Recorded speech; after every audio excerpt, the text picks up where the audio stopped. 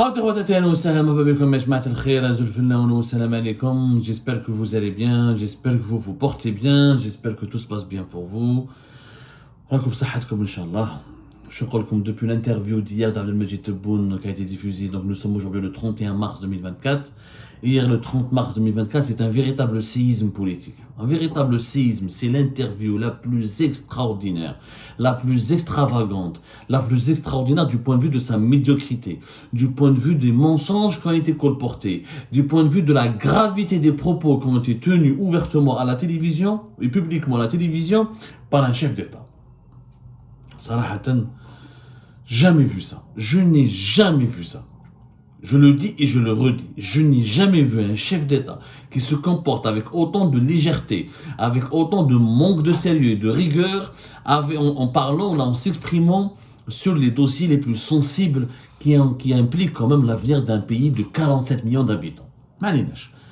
Tout à l'heure, nous avons diffusé une première émission en parlant des dérapages inédits de Tebboune concernant l'élection présidentielle anticipée. Oui, encore une fois, il a confirmé qu'il n'y a pas de raison valable pour organiser une élection présidentielle anticipée. Il n'y a pas eu de raison valable. Il y a une raison personnelle, subjective, qui ne lui tient qu'à lui, à ses besoins, à son agenda, et que lui n'a pas respecté la Constitution. Il a écourté son mandat sans aucun motif valable. Il n'a pas voulu démissionner de son poste, alors que s'il écourt son mandat, il est obligé de démissionner de son poste.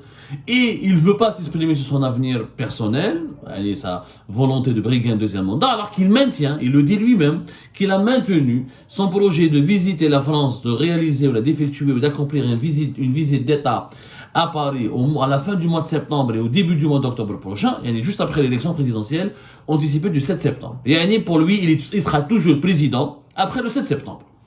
C'est une formalité. Pour lui, il y a juste une raison technique. On a avancé les élections pour une raison technique. Et sa victoire, c'est une question de formalité. C'est pour une raison technique aussi. Voilà. Il va rester encore président. Et c'est comme ça qu'il va aller à Paris, en France, à la fin de l'année, à la fin du mois de septembre et début octobre 2024 à Paris. Donc, mais c'est clair, hein, les enjeux. Il n'y a pas besoin d'aller vers les élections. Il n'y a pas besoin de voter.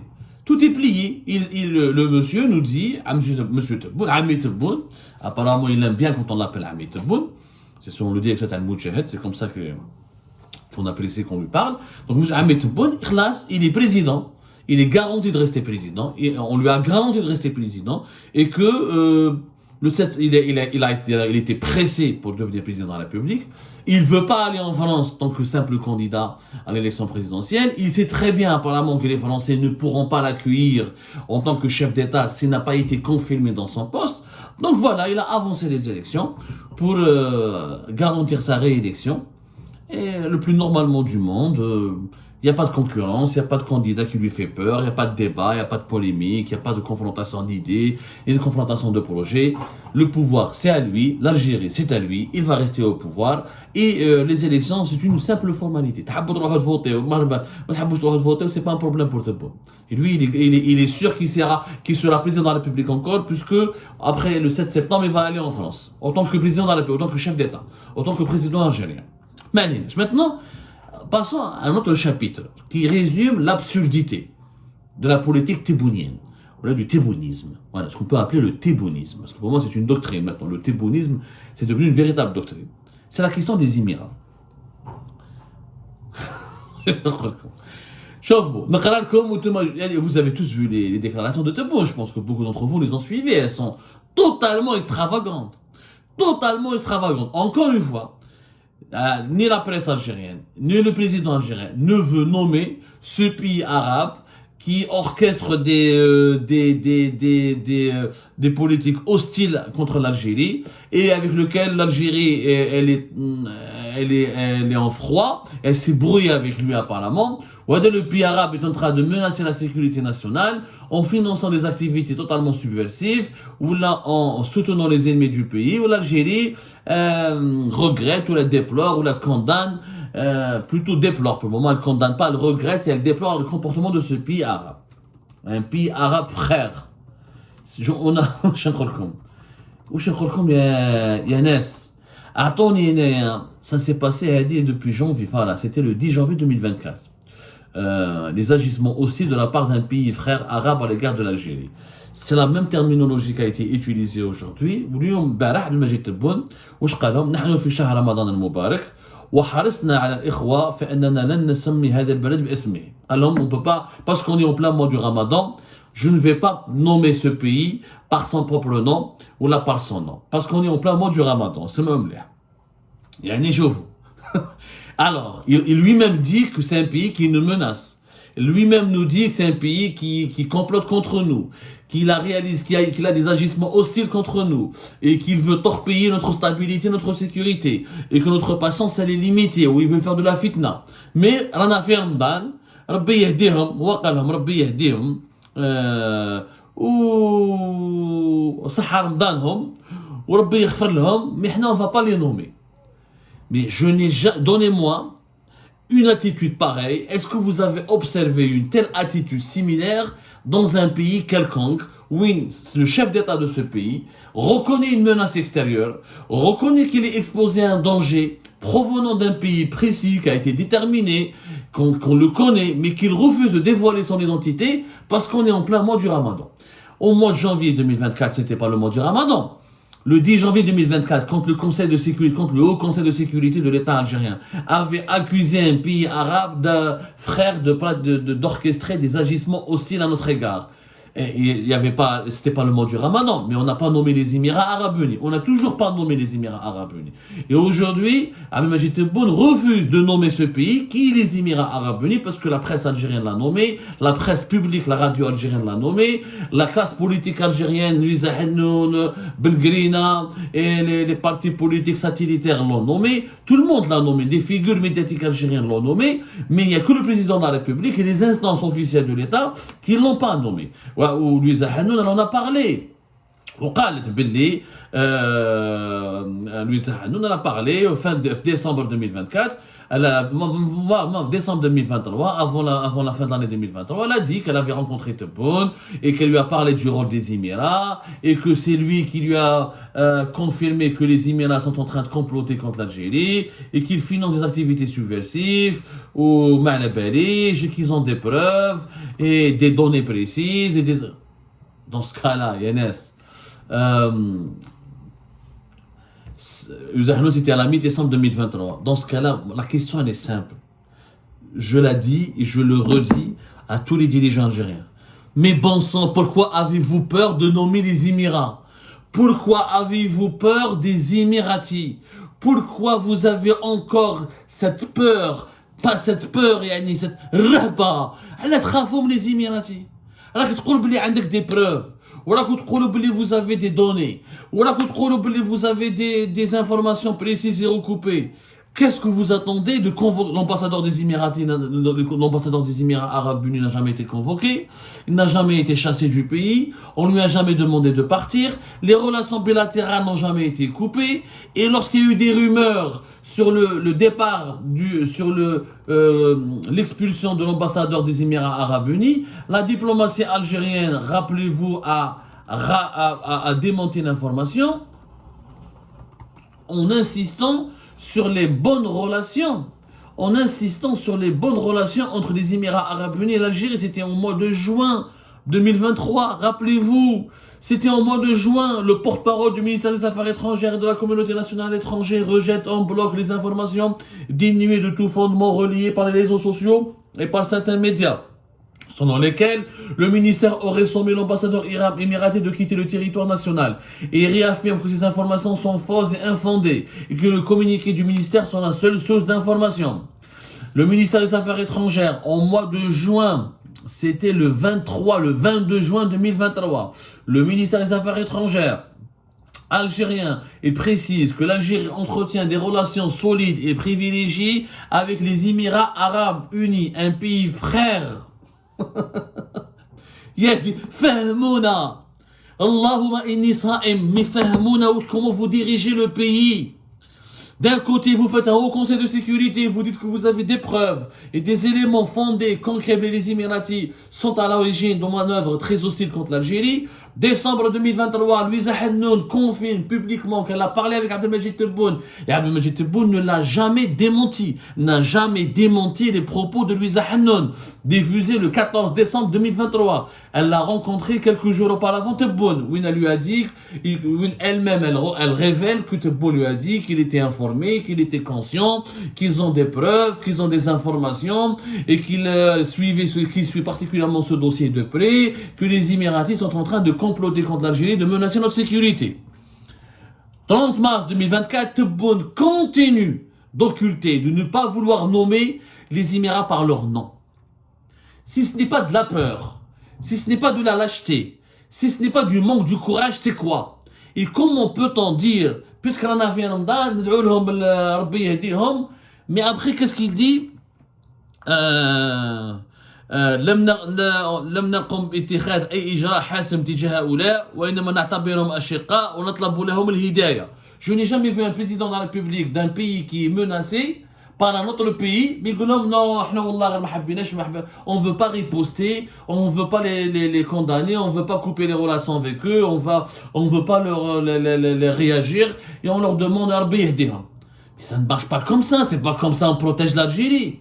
On ne peut pas protéger l'Algérie. S'il y a une véritable menace, il faut protéger notre pays. Si vraiment les Émiratis nous menacent, ils sont devenus une menace contre notre existence, notre sécurité, notre stabilité.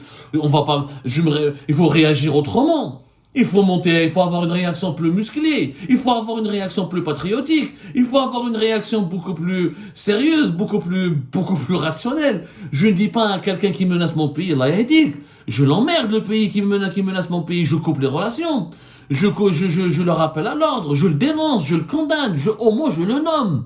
Au moins j'ai le courage de le nommer. Au moins je le désigne. Au moins je pointe le doigt. Au moins je le dénonce. Ça m'a trop le j'ai jamais vu d'ailleurs. Je crois que George Bush, ils ont attaqué le 11 septembre, ils ont tué des Américains.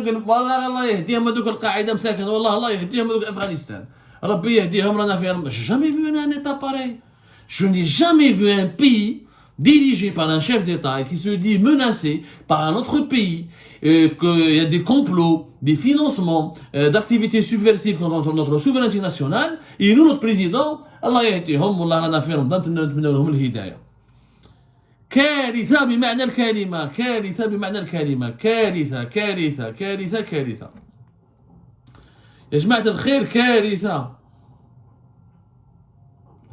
واش نقول خوتي ما كاش.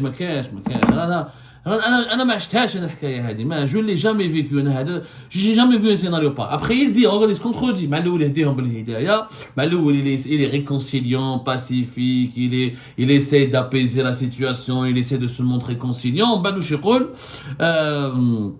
الجزائر لا تركع وقرارها محترم واسالوا بذلك قوه عظمى نحترمها ونحترمها. C'est-à-dire il a dit nous n'allons jamais nous agenouiller. Nous n'allons jamais nous agenouiller, les grandes puissances nous respectent et nous les respectons. هذه الدولة تبذل الكثير من أجل إحداث الفتنة في أكثر من دول مثل السودان وليبيا والجزائر. Il dit que les Émirats, voilà, parce que le Soudan, c'est très bien que les Soudanais soutiennent la rébellion armée, les Émiratis soutiennent actuellement la rébellion des paramilitaires soudanais depuis pratiquement maintenant une année, depuis le printemps 2023, contre le général Al-Burhan, qui n'est plus l'ami des Émiratis, qui a même voulu fricoter avec les Qataris, etc. Donc les Émiratis ont soutenu ses opposants, général, les forces paramilitaires qui ont décidé d'enclencher une guerre armée, une lutte armée pour le destituer. نحن لا نكين أي عداوة لهذا البلد لأننا نسعى لبناء علاقات طيبة مع العرب. Nous n'avons aucune hostilité à l'égard de ce pays, nous voulons être en paix avec tout le monde, mais notre patience elle est limitée. Je n'ai jamais vu quelqu'un qui dirige la politique extérieure d'un État pivot quand même, d'une région aussi importante que le Maghreb et l'Afrique du Nord, un pays de 47 millions d'habitants, avec l'histoire glorieuse de l'Algérie, avec son passé ancestral, etc. أنا مانيش فاهم. والله يا جماعة مانيش فاهم. فهموني إذا راكم فاهمين نتوما حاجة. J'aimerais bien que vous m'expliquiez qu'est-ce qui se passe. Moi, je n'ai pas compris. Tout ce que nous pouvons conclure, que cette attitude d'Abdelmajid Tebboune et du pouvoir algérien, elle est lâche. C'est de la lâcheté, de ne pas désigner les Émirats par leur nom, de ne pas les nommer, de ne pas leur demander des comptes, de ne pas leur demander des bilans, de ne pas les convoquer leur ambassadeur, de ne pas leur dévoiler au grand jour et de ne pas donner les preuves de leurs actions hostiles. C'est tout simplement de la lâcheté et nous avons en face de nous aujourd'hui un pouvoir et un chef d'État qui n'est pas capable de protéger l'Algérie. C'est aussi simple. Quand un pays est menacé par un autre pays, par une autre entité, on ne va pas dire « Ah, la fin Ramadan, on a plein mois de Ramadan, on ne le dit pas ça se dit pas. Ton pays est menacé, tu agis, tu frappes. Il faut faire preuve de sévérité. Tous les États du monde se protègent. C'est un devoir de légitime défense. C'est réellement les Émiratis ne menacent comme l'affirme le régime algérien. Il faut absolument agir rapidement. Si les Émirats يخلطوا في السودان. Les Émiratis sont en train d'armer le général Mohamed Hamdan Dogolo. Les forces de soutien paramilitaires. Le conflit a commencé depuis avril 2022 et il fait pour le moment des dizaines de milliers de morts et des millions de déplacés et des situations humanitaires extrêmement graves. Extrêmement graves. On parle de plus de 5,5 millions de déplacés. Donc qu'est-ce qu'il faut attendre? Qu'est-ce qu'on attend pour riposter aux Émiratis? On attend qu'une guerre éclate en Algérie, c'est ça? Il faudra qu'une guerre éclate en Algérie comme au Soudan pour qu'on puisse enfin avoir le courage de dénoncer les Émiratis, de s'élever contre les Émiratis, de les déplorer, de les condamner, de riposter contre leurs manœuvres hostiles, supposément hostiles, selon la terminologie officielle du régime algérien. En réalité. Et là, regardez la différence du traitement que réserve le régime algérien au Maroc par rapport aux Émiratis. Les Marocains, pour moins que ça, rupture des relations diplomatiques en 2021, propagande médiatique chaque jour contre le Maroc, des exercices militaires réguliers donc depuis 2021 jusqu'à 2024, pas loin des frontières 2023, au moins la moitié de l'année, jusqu'à la fin du premier semestre de l'année 2023, à quelques kilomètres des frontières marocaines. Escalade diplomatique, menace d'une escalade militaire, mobilisation de l'opinion publique généralisée contre les Marocains, volonté d'exclure du Maroc du Maghreb, lobbying politique, économique et diplomatique actif et très dynamique contre le Maroc. Regardez maintenant la différence du traitement que réserve l'Algérie aux Émirats par rapport au Maroc. Alors que avec le voisin marocain, on montre nos muscles, on bombe le torse, on menace, et on se dit prêt à faire la guerre, mais avec les Émirats, on fait les toutous. On fait les petits caniches. Pour reprendre la terminologie de l'APS, on est des petits caniches. Haou. On ne peut même pas faire haou face aux Émiratis. On ne peut même pas les nommer. On ne peut même pas les désigner. Ou on peut dire que nous sommes attachés à de bonnes relations avec ce pays. Comment tu peux être, ça c'est de la schizophrénie. Comment tu peux être attaché à de bonnes relations avec un pays que tu accuses de manœuvres hostiles contre ta sécurité nationale et contre ta stabilité? Et que tu dis que tu es visé comme le Soudan. Le Soudan, il y a eu une guerre civile. Je parle d'une guerre civile, Yashma'a. On parle de plusieurs dizaines de milliers de morts. On parle de 1,3 million de réfugiés. Et les Émiratis, ils jouent effectivement un rôle important parce qu'ils soutiennent une partie du conflit. Un belligérant contre une partie du conflit au détriment d'une autre. Les adversaires du général Burhan. Donc, comment tu peux être situé aussi sûr que les Émiratis peuvent te faire du mal comme ils ont fait du mal au Soudan? Qu'est-ce que tu attends pour rompre les relations et appliquer une politique qui leur est totalement hostile? Sachant qu'aujourd'hui que les relations sont totalement froides et superficielles. Et sachant que les Émiratis n'ont jamais riposté aux accusations algériennes. Parce que l'Algérie ne les a jamais accusés ouvertement et officiellement. Mais ni dans les médias émiratis, ni au sein du gouvernement émirati, aucun officiel émirati, aucune instance gouvernementale émirati, je n'ai même pas vu des médias émiratis ou sur les réseaux sociaux émiratis des attaques ou des mobilisations contre l'Algérie ou des insultes ou des injures à l'encontre ou à l'égard de l'Algérie. Pour le moment, l'Algérie pratique avec les Émirats un monologue qui n'a aucun sens. Et ce monologue, finalement, n'a que deux explications. Ou tout ce que prétend le régime algérien contre les Émirats est totalement faux et infondé et mensonger, et ça relève du fantasme. C'est pour ça qu'ils n'ont pas le courage ni l'audace de nommer les Émirats et de rompre les relations diplomatiques avec eux et de les recadrer, de les rappeler à l'ordre. Ou c'est que l'Algérie, elle a très peur des Émirats. Elle a très peur. C'est que les dirigeants algériens actuels ont très peur d'Abu Dhabi, parce qu'Abu Dhabi est un pays extrêmement riche, est un pays très important, et un pays qui a des alliances extrêmement précieuses, que ce soit avec la Chine ou la Russie, ou même avec l'Occident et les États-Unis d'Amérique. Dans les deux cas de figure, Abdelmajid Tebboune et le régime algérien ont perdu toute crédibilité. Hier, ils nous ont démontré, 30 mars 2024, que notre pays n'est pas entre de bonnes mains. L'Algérie, elle n'est pas protégée. Notre pays n'est pas protégé. La capacité des dirigeants actuels du régime Tebboune à protéger notre pays, elle est tout simplement insignifiante et ridicule.